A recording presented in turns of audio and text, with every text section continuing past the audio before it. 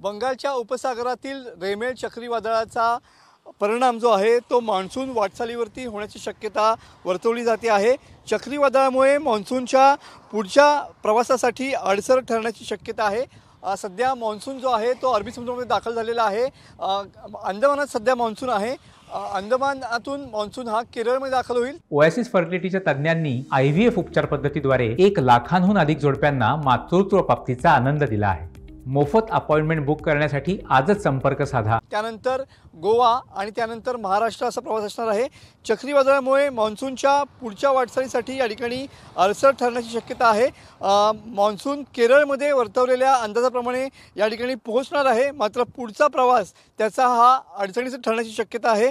मान्सूनला सध्या जरी गती मिळाली असली तरी वादळ बाष्प खेचून घेत असल्याने या ठिकाणी मान्सूनची पुढची वाटचाल ही अडखळत होईल असा अंदाज स्थानिक जे मच्छीमार आहेत त्यांनी या ठिकाणी वर्तवलेला आहे।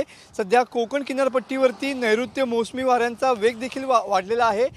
तर कधी ढगाळ हवामान तर कधी ऊन असा निसर्गाचा खेळ सध्या कोकण किनारपट्टीवरती सुरू असलेला पाहायला मिळतो आहे।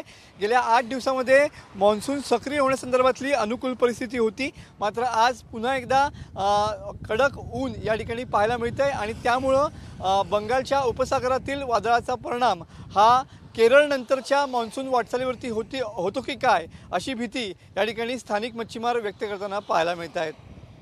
कॅमेरामन समित गजनेसह मी मनोज लेले, TV9 मराठी, रत्नागिरी।